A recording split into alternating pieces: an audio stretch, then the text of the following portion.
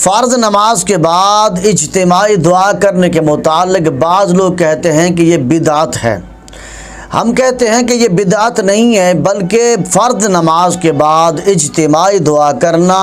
حضور نبی اکرم صلی اللہ علیہ وسلم سے بھی ثابت ہے، صحابہ کرام رضوان اللہ تعالی علیہم اجمعین سے بھی ثابت ہے، کیونکہ قرآن اور حدیث میں دعا مانگنے کے متعلق بہت سارے فضائل بیان ہوئے ہیں، اور حضور نبی اکرم صلی اللہ علیہ وسلم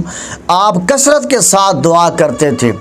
اور کثرت کے ساتھ دعا کرنے کے متعلق اپنی امت کو بھی ترغیب دی ہے۔ بالخصوص نماز کے بعد دعا کرنے کے متعلق حضور نبی اکرم صلی اللہ علیہ وسلم اور آپ کے صحابہ کرام اہل بیت اطہار سلف صالحین سے دعا کرنا ثابت ہے، اور ایسے ہی اجتماعی دعا کرنا بھی احادیث طیبات سے ثابت ہے۔ لہٰذا نماز کے بعد امام صاحب کا اجتماعی دعا کرنا اور مقتدیوں کا امام کے اقتداء میں دعا کرنا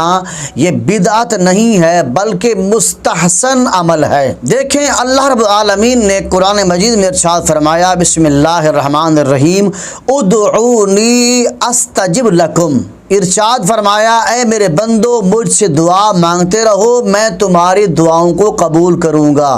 اب قرآن مجید کی اس آیت کی روشنی میں دیکھا جائے تو دعا کرنے کے متعلق اللہ رب العالمین نے کسی قسم کی کوئی قید نہیں لگائی، لہٰذا مسلمان کو چاہیے کہ وہ اپنے رب کی بارگاہ میں دعا کرتا رہے۔ اسی طرح دعا کرنے کے متعلق یہ بھی لکھا ہے کہ بعد کل عمل صالح، کہ یعنی ہر نیک کام کے بعد دعا کرو۔ لہٰذا نماز ایک اعلیٰ درجے کی نیکی ہے، اسی لیے مسلمانوں کو چاہیے کہ وہ نماز کے بعد اپنے مولا کی بارگاہ میں، اپنے اللہ کی بارگاہ میں دعا کیا کریں، اور علماء مفتیان کرام کی بارگاہ میں گزارش ہے کہ لوگوں کو نماز کے بعد دعا مانگنے سے منع نہ کریں۔ اب دیکھیں نماز کے بعد دعا کے متعلق امام ابو داؤد نے اپنی سنن ابو داؤد میں روایت کرتے ہیں کہ حضرت ازرق بن قیس رحمۃ اللہ تعالی علیہ وہ بیان کرتے ہیں کہ ہمیں ایک ایسے امام نے نماز پڑھائی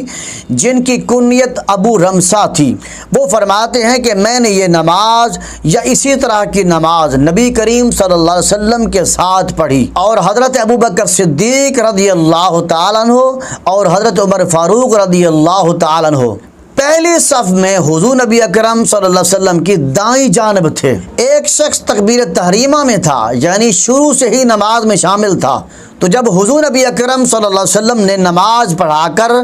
دائیں بائیں سلام پھیرا تو ہم نے حضور نبی اکرم صلی اللہ علیہ وسلم کے رخسار کی سفیدی دیکھی۔ پھر حضور نبی اکرم صلی اللہ علیہ وسلم نے